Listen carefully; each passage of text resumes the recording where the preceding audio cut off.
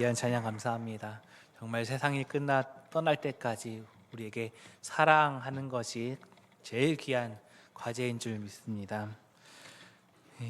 우리 같이 말씀 나누겠습니다. 우리가 그리스도인으로서의 삶을 살아가다 보면 여러 가지 오해와 착각에 빠지곤 합니다. 그죠? 교회 오래 다니고 시간이 흐르고 하다 보면 자연스럽게 더 성숙한 신앙이 될 것이라는 막연한 기대감이 있는 것이죠. 마치 식물이 물을 주면 저절로 자라듯이 신앙도 저절로 성장할 것이라고 생각하는 것입니다. 반면에 어떤 분들은 오히려 더 열심을 다해야만 신앙이 성장한다.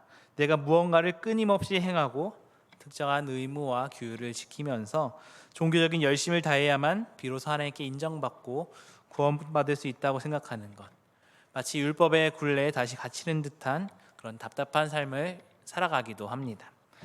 율법의 족쇄는 우리에게 풀렸지만 또 다른 족쇄가 채워지는 것이죠. 그런데 바울은 이런 모든 오해를 배역하면서 단호하게 선포합니다. 오늘 본문 1절 말씀입니다. 그리스도께서 우리를 자유롭게 하려고 자유를 주셨으니 그러므로 굳건하게 서서 다시는 종의 멍에를 매지 말라.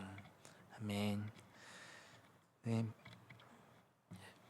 이는 우리가 어떤 굴레, 어떤 멍에에 매여 있는 것이 아니라 해방의 메시지를 선포하는 것입니다. 자유를 선포하고 있습니다. 그렇다면 이 자유와 해방은 무엇을 말할까요? 우리가 흔히 자유라고 생각을 한다면 그것을 개인적인 해방이나 욕망의 충족부터 떠올리기가 쉽습니다. 그렇지만 이 자유는 방종을 위한 자유가 아닙니다. 신학적으로 볼 때 해방은 억압으로부터의 풀려남입니다. 진정한 자유는 외부에서 행동의 근거를 찾는 것이 아니라 내면에서부터 찾아야 하는 것입니다. 바울은 이 자유를 잘못 이해하고 오용하는 그 갈라디아 교인들의 위험을 간파하고 13절에 이 자유의 진정한 목적과 방향을 선언합니다. 13절 말씀입니다. 형제들아 너희가 자유를 위하여 부르심을 입었으나 그러나 그 자유로 육체의 기회를 삼지 말고 오직 사랑으로 서로 종로를 타라. 네, 이 말씀이야말로 오늘 우리 같이 아까 좀 전에 부르셨던 찬송처럼 깊이 새겨야 할 말씀입니다. 우리의 참된 자유의 본질이고 그리스도인으로서의 책무이기도 합니다. 우리의 자유는 방종으로 이어지는 것이 아니라 더욱더 큰 책임감으로 사랑의 행동으로 이어져야 한다는 역설적인 진리를 담고 있습니다. 만일 우리가 예수 그리스도를 믿음으로 얻은 자유가 무엇으로부터의 자유인지를 분명하게 이해해야 합니다. 이 자유는 단순히 어떤 구속이나 제약에서 벗어나는 그 피상적인 의미만이 아닙니다. 예수님께서 요한복음 8장 32절에 진리를 알지니 진리가 너희를 자유롭게 하리라 라고 하셨습니다. 여기서 말하는 진리는 어떤 추상적인 개념이나 철학적인 명제가 아니라 바로 우리 주 예수 그리스도 그분 자신을 말합니다. 내가 길이요 진리요 생명이라 하신 그 예수 그리스도의 복음입니다. 그렇다면 예수를 믿는다는 것은 구체적으로 우리에게 어떤 자유를 줍니까? 첫째는 우상으로부터의 자유입니다. 예수 그리스도 외에 어떤 다른 것에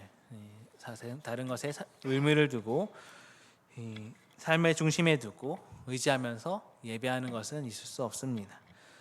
우리는 더 이상 돈이나 권력이나 성공, 명예, 인기, 외모 같은 세상적인 물질적이고 쾌락적인 우상에 얽매이지 않게 되는 것입니다. 바울 시대에 이방 세계에서는 에베소의 아데미 여신상이나 아테네 도시를 가득 채운 그런 수많은 신상들을 숭배하면서 미신적인 삶을 살았습니다.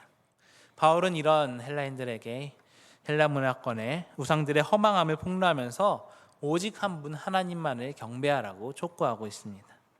또한 바울은 유대 사회를 지적하기도 합니다. 유대 사회의 우상 무엇인가요? 외식적인 율법주의입니다. 할례 같은 형식적인 종교 행위에 맹목적으로 매여 있지 말라고 하고 있습니다.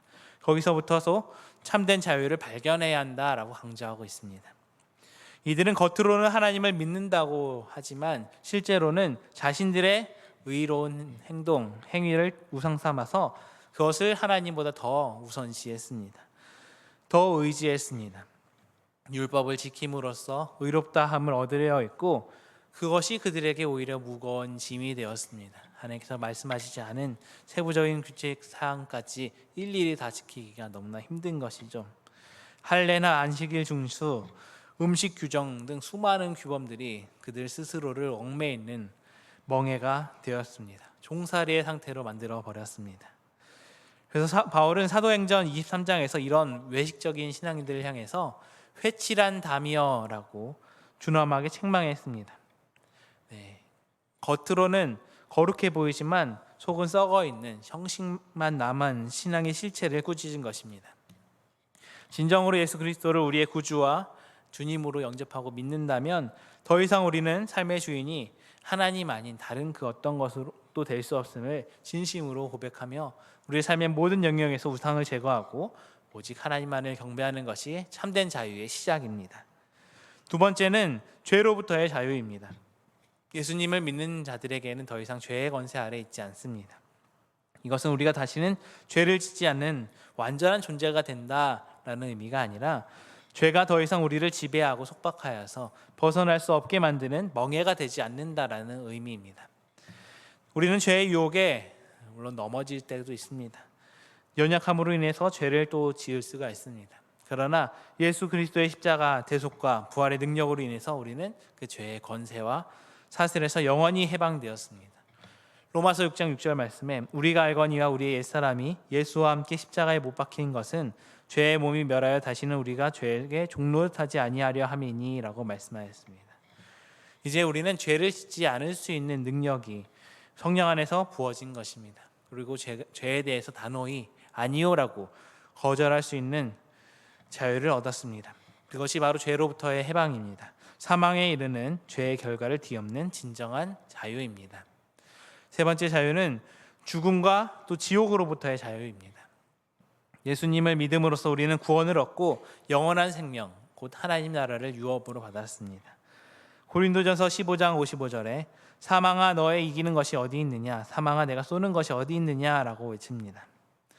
예수 그리스도께서 죽음을 이기시고 부활하심으로써 우리는 더 이상 죽음의 공포나 심판, 영원한 멸망에 대한 두려움에 사로잡히지 않게 되었습니다. 우리의 존재 자체가 하나님 나라의 백성으로서의 영원한 소망과 평안으로 충만하게 되는 것입니다. 이 모든 두려움과 속박으로부터의 해방이야말로 주님께서 우리에게 주신 참된 자유입니다. 가장 크고 영원한 자유의 선물입니다. 이처럼 참된 자유는 어떤 것으로부터, 무엇으로부터의 해방을 의미합니다. 그런데 바울은 여기서 한 걸음 더 나아갑니다. 이 자유가 무엇을 위한 자유인가 하는 더 중요한 본질적인 질문을 던집니다. 우리의 자유는 결코 육체의 욕망을 만족시키는 구실이나 또 방종의 기회로 사용되어서는 안 됩니다. 우리가 그 자유를 남용하고 육체를 위해 오용한다면 그 자유는 오히려 우리를 파멸로 이끄는 독이 될 수가 있습니다. 바울은 우리가 그리스도 안에서 얻은 이 귀한 자유를 가지고 나 자신의 쾌락과 만족만을 위한 이기적인 기회로 삼을 것이 아니라 오히려 그 자유의지를 사용하여서 사랑으로 서로 종노릇하라라고 가르칩니다. 강력하게 권면합니다. 제가 몇 년 전에 해외에 나갔다 오신 분으로부터 원두 커피를 선물 받았어요. 가루로 된 분쇄된 커피 분말이었습니다. 캔에 담겨져 있는 커피 분말이었어요. 근데 저는 그때 그것을 어떻게 먹을지 몰라서 그냥 믹스커피처럼 물에 타서 마시면 되는 줄 알았어요. 그랬더니 안 녹더라고요. 그냥 커피 알갱이만 둥둥 떠다녀가지고 먹지 못하는 쓴 그냥 물이 되어버리고 말았습니다. 원두 커피는 필터에 걸러가지고 천천히 물을 내려서 마셔야 하는 거잖아요. 아무리 좋은 원두가 있다고 할지라도 그것을 먹을 수 있는 방법을 모르니까 그냥 버려야 하는 쓰레기가 되어버리고 만 것이죠. 저는 좋은 원두를 받았습니다. 커피를 마실 수 있는 자유를 얻었지만 그 자유를 제대로 활용하는 방법을 몰랐기 때문에 진정한 즐거움을 누릴 수 없었습니다. 마찬가지로 우리는 그리스도 안에서 자유라고 하는 더없이 귀한 선물을 받았습니다. 그런데 그 자유를 어떻게 사용해야 될지 진정으로 알지 못한다면 우리는 그 자유를 그저 방탕함과 이기심으로 낭비해버리고 말 것입니다.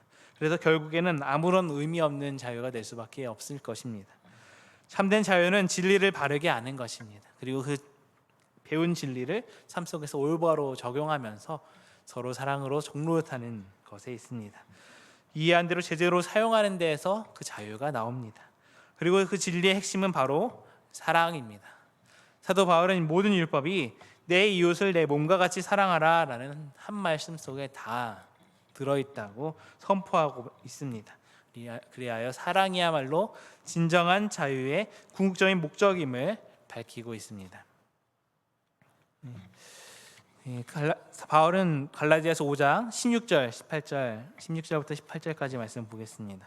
여기서 우리가 그리스도인으로서 삶을 살아가는 동안 끊임없이 직면하는 치열한 영적 싸움을 분명하게 보여줍니다. 16절부터 읽겠습니다. 내가 이르노니 너희는 성령을 따라 행하라. 그리하면 육체의 욕심을 이루지 아니하리라. 육체의 소욕은 성령을 거스르고 성령은 육체를 거스르나니 이 둘이 서로 대적함으로 너희가 원하는 것을 하지 못하게 하려 함이니라. 너희가 만일 성령의 인도하시는 바가 되면 율법 아래에 있지 아니하리라. 아멘. 여기서 보면 두 가지가 서로 충돌합니다. 바로 육체의 욕망과 성령의 인도하심입니다. 이 내면의 싸움은 사도 바울 자신도 치열하게 경험했던 것입니다.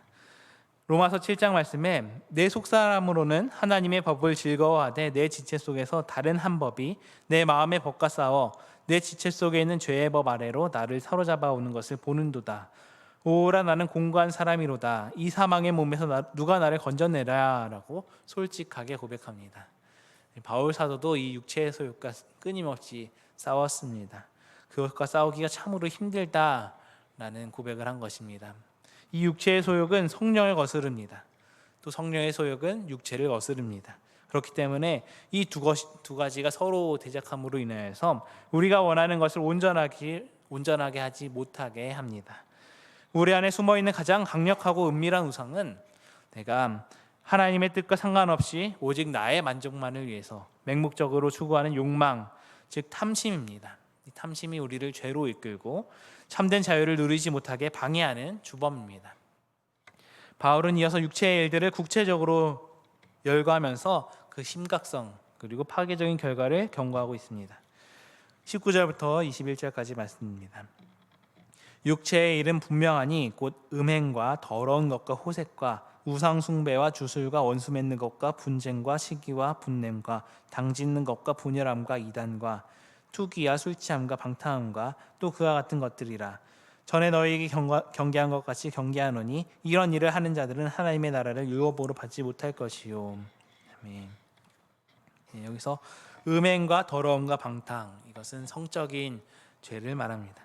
육체적인 쾌락에 탐닉하여서 영적인 순결을 더럽히고 하나님의 창조 질서를 거스르는 모든 부도덕한 행위들을 말하는 것입니다. 또 두 번째로 우상 숭배와 주술 등을 말하고 있습니다. 이것은 영적인 죄입니다. 하나님 외에 다른 대상을 숭배하거나 어떤 신비적인 힘을 빌려서 또 미래를 예측하거나 사람을 조종하려는 모든 미신적이고 영적인 왜곡된 시도들을 의미합니다. 그 다음에 원수 맺음, 다툼, 시기, 분노, 이기심, 분열, 분파, 또 질투하는 것들, 이런 것들은 관계적인 죄를 의미합니다. 개인적인 관계에서부터 공동체 안에서 사랑과 화평을 깨뜨리고 분열을 조장하고 서로 미움을 또 파괴하는 또 모든 행위를 총칭하는 것입니다. 이기심은 관계를 파괴하는 가장 큰 독입니다. 또 마지막에 투기와 술 취함과 방탕함을 말합니다. 이것은 자기 절제가 부족한 죄이죠. 자신을 통제하지 못하고 육체적인 쾌락에 탐닉하여서 영적으로 무감각해지는 상태입니다. 방탕한 삶의 방식으로 이어지는 것을 말합니다. 이런 것들이 육체적인 일들의 결과입니다. 오직 자신의 육신의 쾌락과 만족만을 쫓는 삶이 가져오는 비참한 결과입니다. 사도 바울은 이런 일을 행하는 자들은 결코 하나님의 나라를 유업으로 받을 수 없다라고 엄중히 경고합니다. 이는 우리가 이 모든 행위를 완벽히 피해야만 구원을 받는다는 것을 의미하기보다 이런 죄악된 본성을 끊임없이 따르고 그 속에 거하는 삶의 방식으로는 하나님의 거룩한 나라에 합당하지 않다라는 말씀입니다. 경고입니다. 그런데 우리는 우리 스스로의 노력만으로는 이런 육체의 일을 온전히 끊어낼 수 없음을 겸손히 고백해야 합니다. 바울이 그렇게 고백했던 것처럼 말입니다. 우리의 의지적인 결단만으로는 부족합니다. 그렇기 때문에 우리에게는 성령의 능력과 성령님의 도우심이 필요합니다. 육체의 일과 극명하게 대조적으로 성령님께서는 우리 안에 아름다운 열매를 맺게 하십니다. 22절 23절 말씀입니다. 성령의 9가지 열매가 나옵니다. 우리 아동부 유치부 친구들은 요절송으로 많이 외우고 있는 것들인데 읽겠습니다. 오직 성령의 열매는 사랑과 희락과 화평과 오래 참음과 자비와 양선과 충성과 온유와 절제니 이 같은 것을 금지할 법이 없느니라. 아멘. 네. 여기서 일이 인간의 의도나 노력, 행위를 앞세운 결과물이라면 열매는 우리 안에 내주하시는 성령님으로 인해서 자연스럽게 맺혀지는 인격의 변화, 그리고 성품의 아름다움을 나타냅니다. 이 일과 열매의 차이는 매우 중요합니다.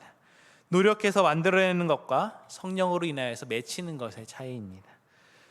예수님께서 요한복음 15장에 포도나무로 비유하시면서 나는 포도나무요 너희는 가지라. 그가 내 안에 내가 그 안에 거하면 사람이 열매를 많이 맺나니 나를 떠나서는 너희가 아무것도 할 수 없음이라 라고 하였습니다. 처럼 우리가 주님 안에 굳건하게 거하고 주님이 우리 안에 거하시면 우리가 그렇게 주님과의 관계 속에서 살아갈 때 하나님의 성품이 드러나게 된다는 것입니다. 열매가 저절로 맺힙니다. 열매는 노력해서 억지로 맺어지는 것이 아닙니다. 건강한 뿌리 내린 나무가 충분히 양분을 얻고 햇빛을 얻었을 때 자연스럽게 연그러가는 것이 바로 열매입니다. 마찬가지로 우리가 성령 안에 거하고 성령님의 인도하심을 따라 살 때 성령님께서 우리 안에서 놀랍게 역사하셔서 이 9가지 아름다운 열매들을 맺게 하실 것입니다. 이 열매들은 서로 분리될 수 없는 하나의 사랑의 열매의 다양한 측면입니다. 그렇기 때문에 이 성령의 9가지 열매를 하나로 아우른다면 바로 제일 처음 나오는 사랑입니다. 우리 아까 찬양의 가사 속에서도 믿음, 소망, 사랑 중에 제일 사랑이 제일이라고 한 것처럼 사랑이 제일입니다. 결코 우연이 아닙니다. 이것은 성령의 다른 모든 열매를 아우르는 가장 근본적이고 포괄적인 열매가 바로 사랑입니다. 우리가 아무리 기쁨이나 평화, 인내, 선함, 진실, 온유, 절제 같은 그런 덕목들을 가지고 있다고 할지라도 그 안에 진정한 사랑이 없다면 그것은 결코 온전한 성령의 열매라 할 수 없습니다. 고린도전서 13장에서도 바울은 사랑 없는 모든 행위와 은사가 아무것도 아님을 분명하게 밝힙니다. 사랑은 이 모든 것들을 매듭짓는 끈과 같아서 사랑이 없으면 이 모든 열매들은 흩어지고 의미 없게 되는 것입니다. 사랑은 그렇게 성령의 모든 열매가 발현되는 근원이자 목표점입니다.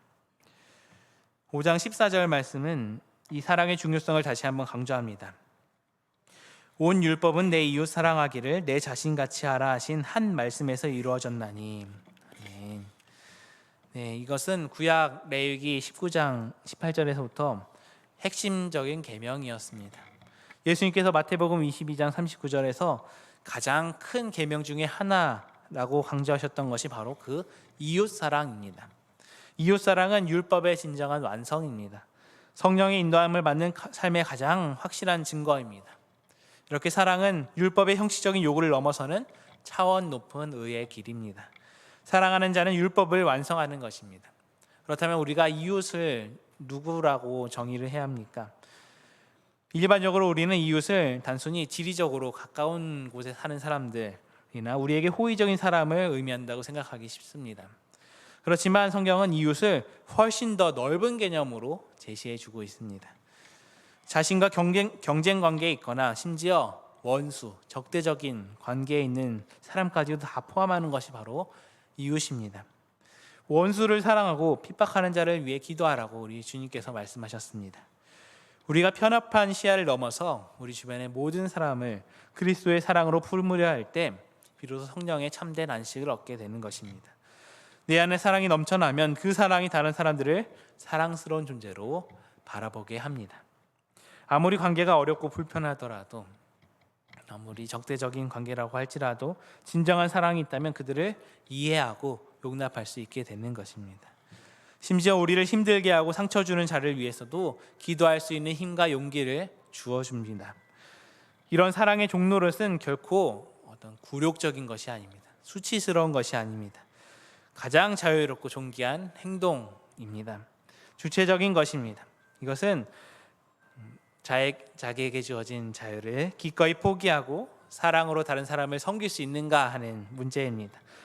그것이야말로 진정한 자유의 정점입니다. 예수님께서 친히 죄 없으신 몸으로 종의 형체를 입으셨고 우리를 섬기러 오셨습니다. 그렇듯이 우리는 그분의 제자된 자로서 그분을 본받아서 사랑으로 서로를 섬겨야 합니다. 예수님께서 우리를 죄와 사망에서 자유롭게 하셨지만 우리는 그 자유를 사용하여서 스스로 사랑의 종이 되어야 합니다. 이것은 자유를 억제할 자유, 스스로 종이 될 자유를 적극적으로 행사하는 것입니다. 이런 영적인 성숙의 단계에 이르르면 우리는 더 이상 어떤 외적인 규칙이나 율법의 속박이 필요 없습니다. 그 단계가 되면 우리가 그리스도 안에, 교회 안에 물리적으로 존재할 필요도 없을 것입니다. 밖에서 무엇을 하고 살아도 하나님의 뜻에 어그러짐 없이 살 수 있게 될 것이기 때문입니다. 우리의 행동과 선택이 더 이상 율법의 속박이 아니라 사랑이라는 자유로운 선택에서 비롯되는 것이기 때문입니다. 그렇다면 어떻게 우리는 이 귀한 가르침을 따라서 성령을 따라 살 수 있을까요? 24절, 25절에서 우리에게 중요한 가르침을 제시합니다. 그리스도 예수의 사람들은 육체와 함께 그 정욕과 탐심을 십자가에 못 박았느니라. 만일 우리가 성령으로 살면 또한 성령으로 행할지니. 아멘. 먼저는 우리가 그리스도와 함께 십자가에 못 박힌 수동적인 경험을 했다는 것입니다. 우리가 예수 그리스도를 믿음으로 인하여서 죄에 대하여 죽고 새 생명으로 살아간다는 것입니다. 이미 그리스도 안에 새로운 피조물이 되었습니다. 또 두 번째는 성령으로 살면 성령으로 산다, 성령으로 행한다 하였습니다. 바로 성령의 능력으로 자신의 정욕과 욕망을 못 박는 능동적인 실천을 하는 것입니다. 이것은 과거에 제약된 습관과 욕구를 의지적으로 거부하는 행동입니다. 그리고 성령의 인도하심에 순종하는 삶을 살아가는 것입니다. 육체적인 소욕은 우리를 끊임없이 유혹합니다. 우리를 끊임없이 넘어뜨리려 하지만 우리는 성령의 능력으로 이것을 정복하고 다스려야 합니다. 그래서 영적으로 미성숙한 어린아이가 아니라 영적으로 충만하고 성숙한 성도로서 자신을 훈련하고 교회를 든든히 세워나가는 능동적인 과정입니다.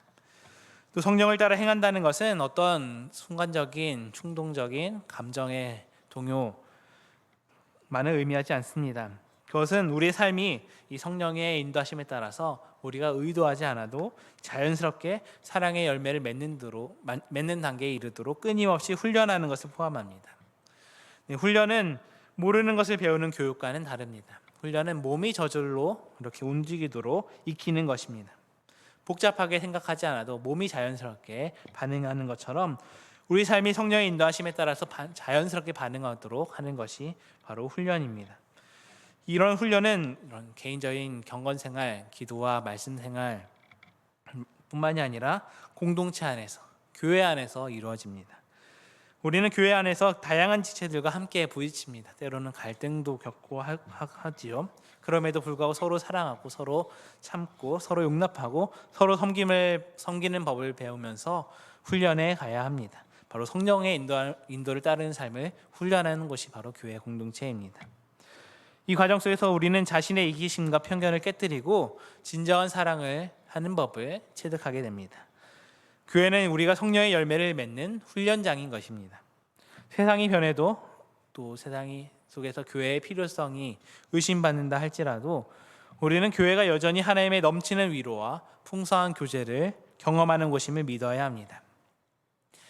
많은 그리스도인들이 바쁘게 어떤 사역을 통하여서 일을 통하여서 봉사를 통하여서 자신의 존재감과 신앙심을 증명하려고 하기도 합니다. 마치 바쁘지 않으면 중요하지 않은 사람처럼 여겨지는 시대적인 풍토 때문이기도 합니다. 그런데 이런 분주함은 종종 내면의 영적인 결핍을 채워주지 못합니다. 여러 가지 불안감 때문에 오히려 분주하게 사는 것일 수도 있습니다. 부족한 사람들끼리 모여서 일할 때 또 자기 존재를 증명하려는 그런 욕심 때문에 교회 안에서도 부딪히고 다투게 되는 것입니다. 우리가 하는 일이 아무리 선하고 귀해 보여도 그 일이 성령의 인도를 따라 행하는 것이 아니라 육체의 욕망이나 자기 의에서 비롯된다면 그것은 결국 육체의 일과 다름없습니다. 그러나 성령의 사람은 일을 만들어내는 사람이 아니라 열매를 맺는 사람입니다. 사랑과 기쁨과 화평과 인내와 자비와 또 충성과 온유와 절제라는 성품의 열매는 어떤 법으로도 막을 수 없는 강력한 영향력을 행사합니다.